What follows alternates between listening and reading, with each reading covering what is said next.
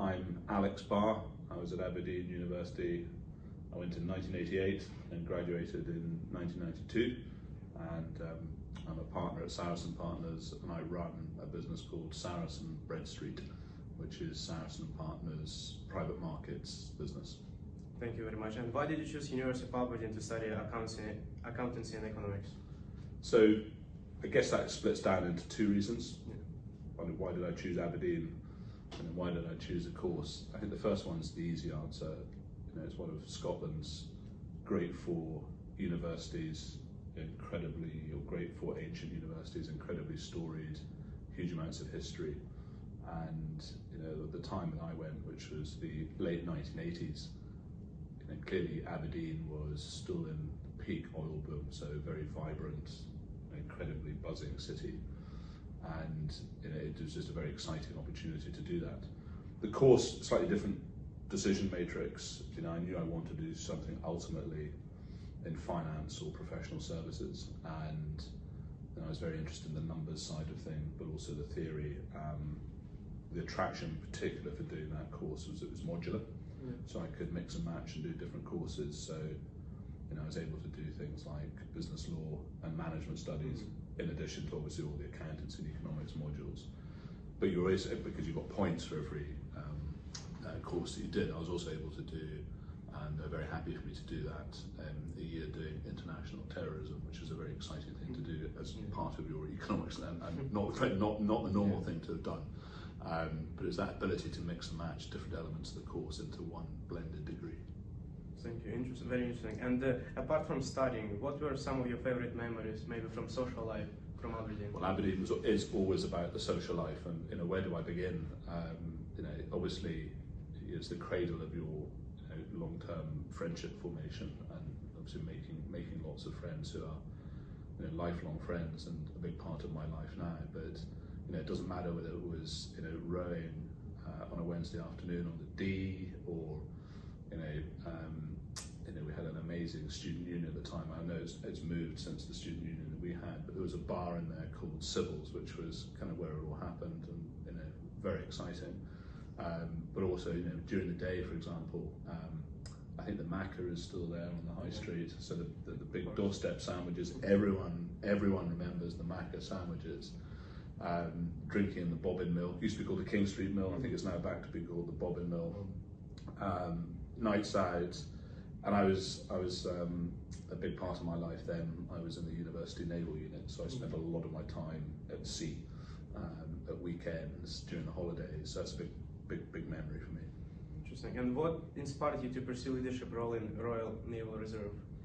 Well, it's a good question, because I'd done my time at Aberdeen in the naval unit, and one of the options obviously was to go full-time into the Navy. But actually, when I graduated in 1992, the UK military complex was going through something called options for change, and actually very difficult, cutting back, so it wasn't really a viable option, but the reserves were a viable option.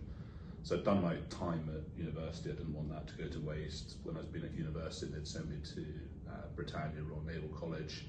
As I said, I'd done a lot of sea time, so there was a very natural thing for me to do, to go directly into the reserves and do that whilst I was starting my professional career, which is great.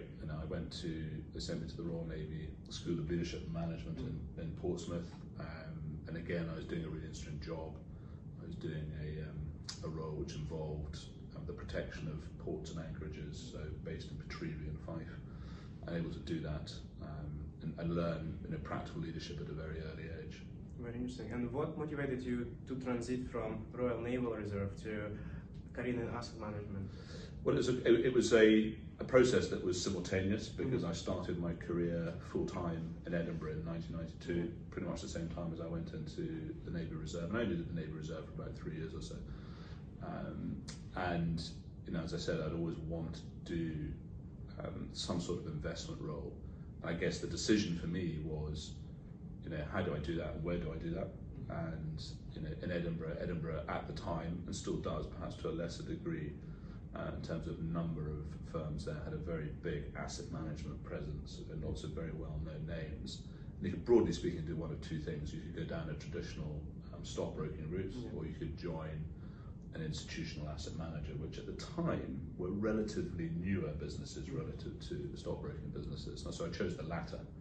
And what I wanted to do was join an international firm. And I was very lucky to get my first job with them. They were then called Templeton Investment Management, but during my time there became Franklin Templeton, still a very large asset manager doing fund accounting, and it was that. But so that first step allowed me then to transition from fund accounting to doing direct investment management. That's very interesting. And how did your education at Aberdeen shape your approach in investment and management? Gosh, I mean, one's approach to both investment and management is shaped by lots of factors.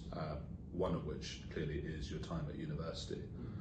You know, if I look back to the sort of educational element, particularly on the sort of financial services side, the first, I can still remember very clearly the first lesson I had at university, which was an accounting lecture, and the first question posed by the professor at the time was, hands up, tell me what you think the purpose of a company is. And the answer, nobody got it right, but the answer was, at the time, and it's slightly changed since then, was to maximise wealth creation for shareholders. And the way that's evolved over time is that plus, what is your societal contribution? What is your broader societal purpose and positive contribution to society? The management piece, as I said, I did a year doing management studies, I think it was called, or management, as part of my degree. So you learn about the basic tenets of management, management versus leadership. What's the difference? Obviously, the common denominator is people, and that gave me a real interest in how you can use that basic information. But clearly, once you start in a real job, kind of the theory goes to one side and the reality kicks in. Interesting, very interesting. And can you share the most significant milestones in your 30-year career? And gosh, I mean, I've been very lucky to have had an amazing career. It's had its ups and its downs and its ups.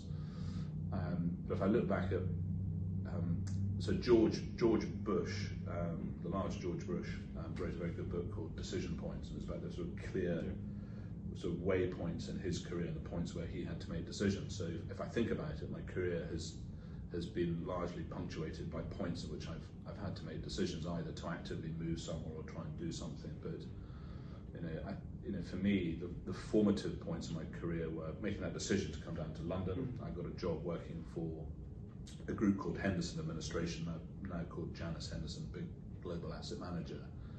So I guess that sort of key point for me was, investing into the mid to late 1990s into now what are household names, Amazon, for example, and meeting the founders as they IPO'd their businesses. I met Donald Trump. I met him twice when I was 27. I was given lead analyst responsibility to meet. He hasn't changed, by the way. And it's extraordinary as a very young analyst being asked to lead on that meeting, or play a very significant role in that meeting. Other points, I then made a decision to join what was called Morgan Grenfell Asset Management, which changed its name to Deutsche Asset Management. And I was made a director at a relatively early age, very early 30s or 30, so again a key point. And then Deutsche was sold to a relatively little known group called Aberdeen Asset Management in 2005. And so I approached the founder of Aberdeen, Martin Gilbert, who's also an Aberdeen alumni, saying I'd love to join, and that was a sort of key, and he said yes, subject to interview, etc.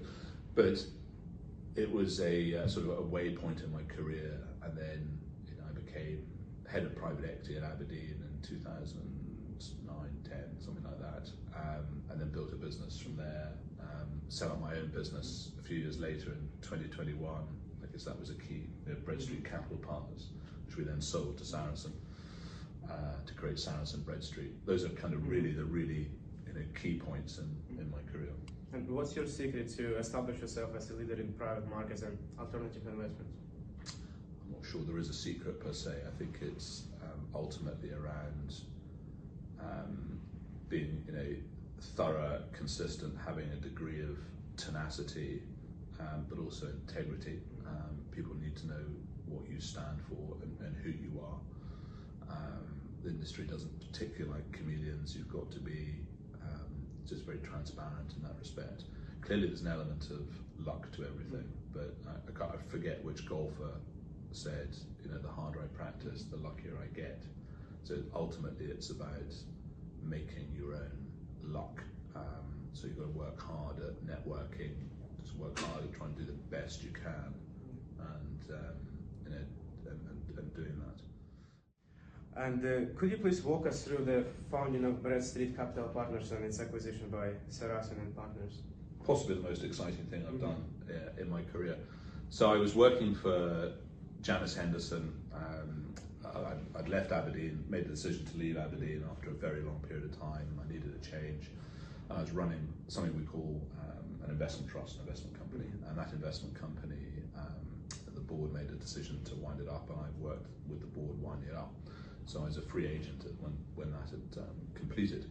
So I knew I wanted to, you know, I'd read so many stories about entrepreneurs doing something late in life. The guy who set up McDonald's, Ray Kroc, did it when he was in his 53 or 54.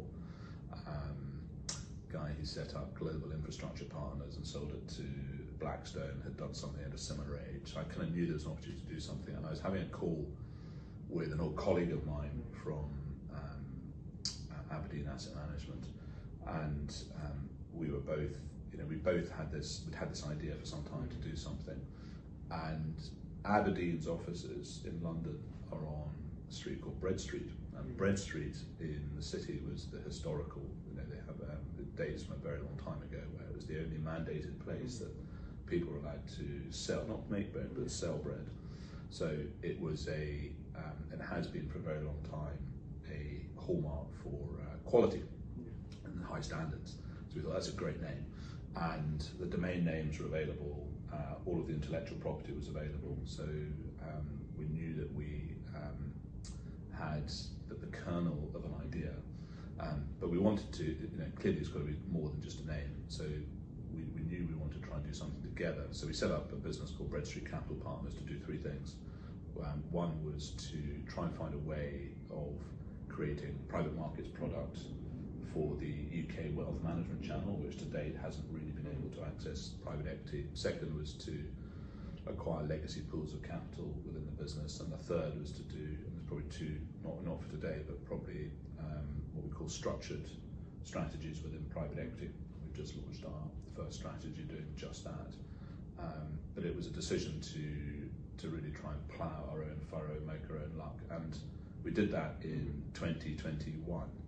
And we were, you know, extraordinarily lucky to have a number of organisations calling us up and saying, you know, we like what you're doing, we've seen what you're doing, why don't you come and do what you're doing with us, bring the business into it. And ultimately we had a couple of, you know, firm indications of interest, offers, whatever you want to call it. But the one we were perhaps most interested in was Sarasin Partners. I knew Sarasin not particularly well, but I chaired an investment committee which Sarasin were the managers for. So, long story short,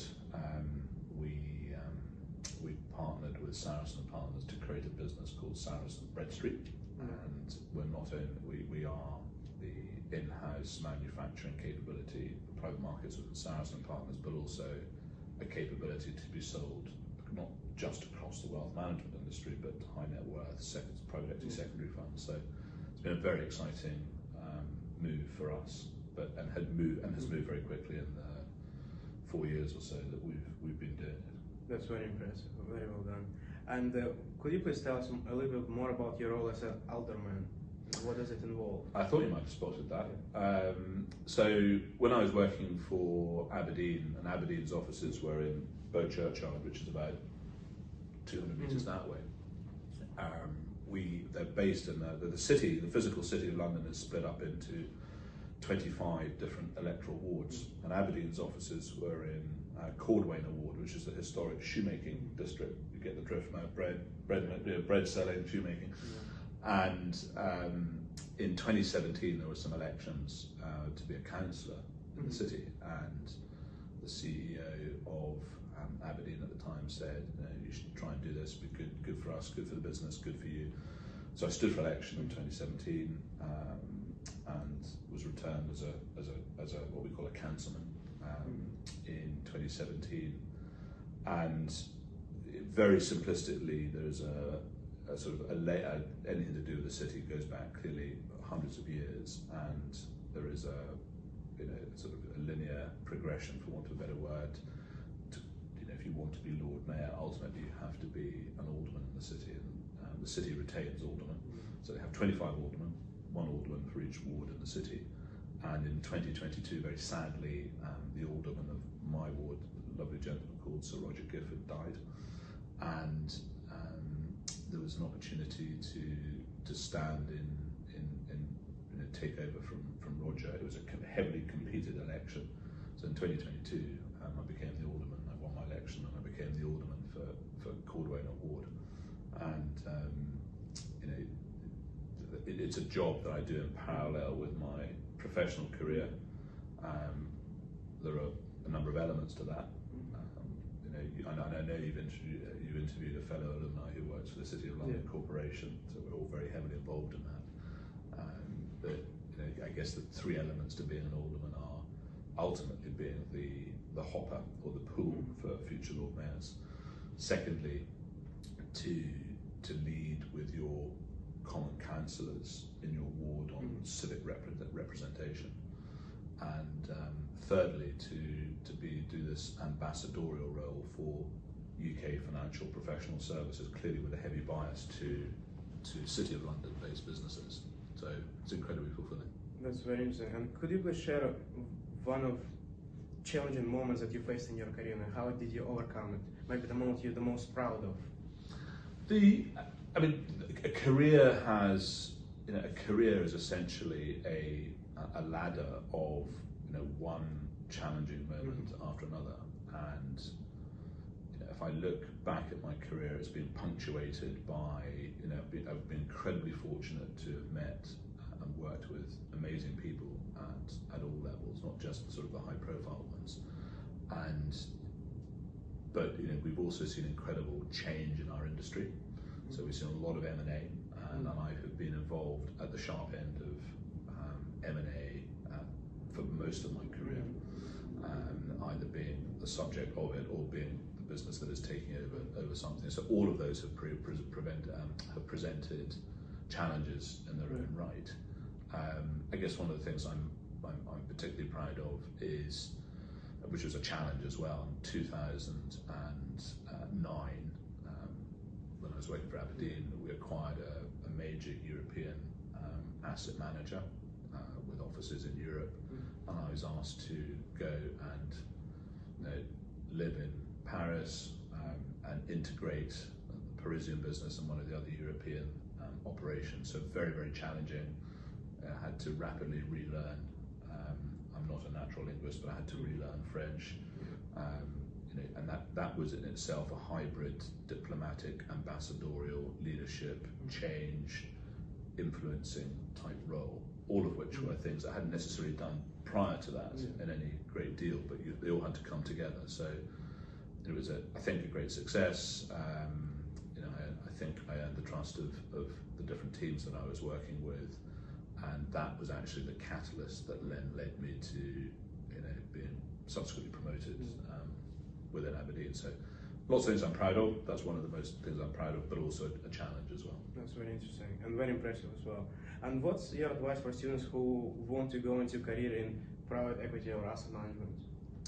So never give up, first and foremost.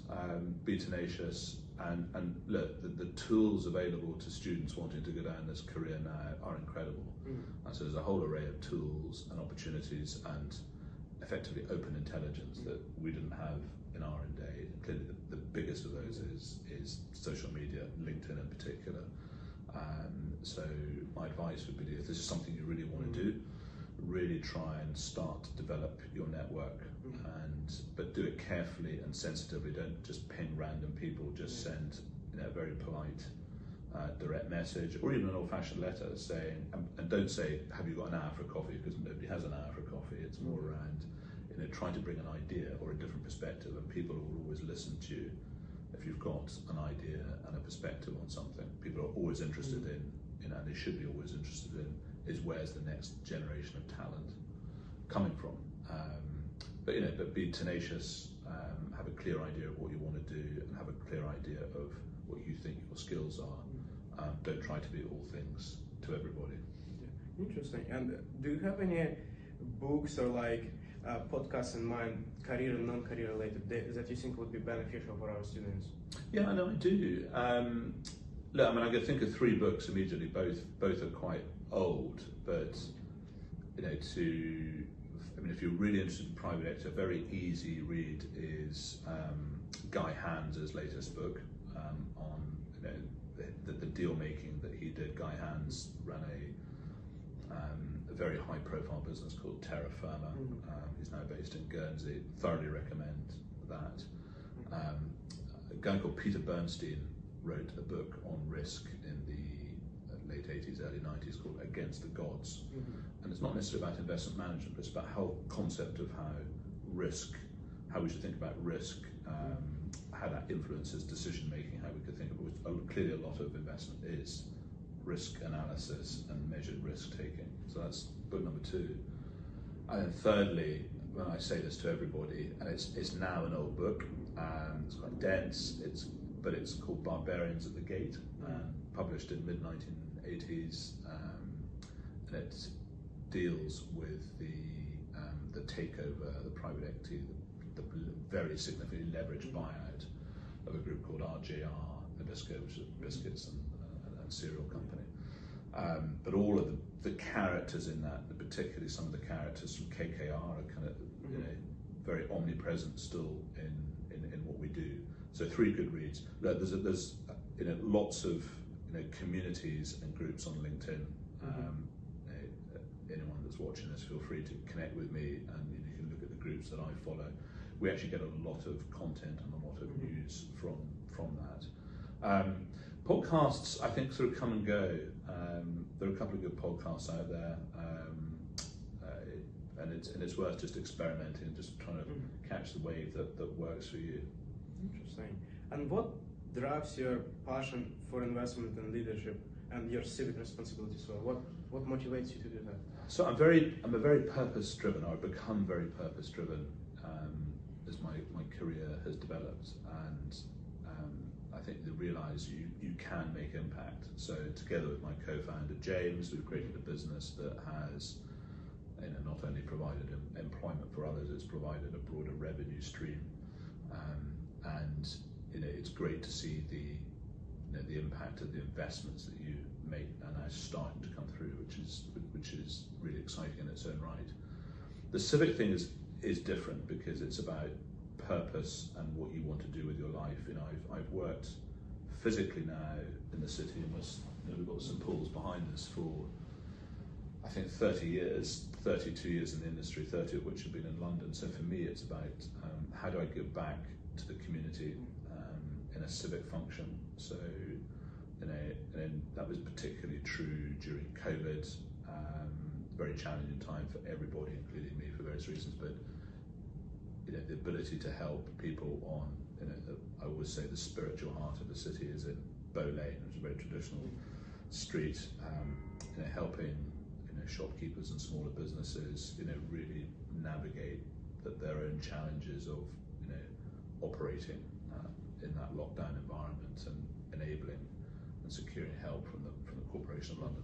So that was a big part of it, and that's that broader purpose is followed over into both the aldermanic and the investment leadership side, which is creating a business to be proud of for me and the team, but also creating a city, if it's not being part of the creation of an incredible institution that is the physical city of London, and to make that a continually better place that is a thriving, tolerant, exciting society to be part of. And I guess the final piece there is that financial and professional services in the UK, and a big chunk of that, not exclusively, but a big chunk of that is literally sitting behind us.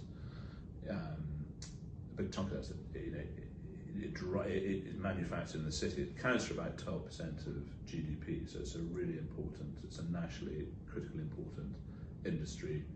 to get right, and it's great to be sort of part of the cogs doing that. Wow, this is very interesting. And the last question is, if you could revisit any part of your career, is there anything you would have done differently? I don't know where. Or any advice for yourself? That's a good question. I think for me it boils down to, there's no particular path I've taken that I feel bad about or regret, but if I sort of think about some of the broader tenets that I would encourage anyone to sort of think about, and particularly younger self, is embrace more risk at an earlier age. Don't be scared of making mistakes, and you learn, and it's a bit of a cliche, but you will learn more from your mistakes than the things that go well, because you adapt. And so take more risk, but crucially, don't be scared to back yourself. If you've got ideas, back them with your time and your energy, and that mindset will take you to amazing places. So perhaps in hindsight, I should have done that earlier in my career, but I don't regret anything I've done, because I'm here because of the decisions that I've made in my career. But those would be the key points. Back yourself, take more risk, don't be afraid to try and experiment.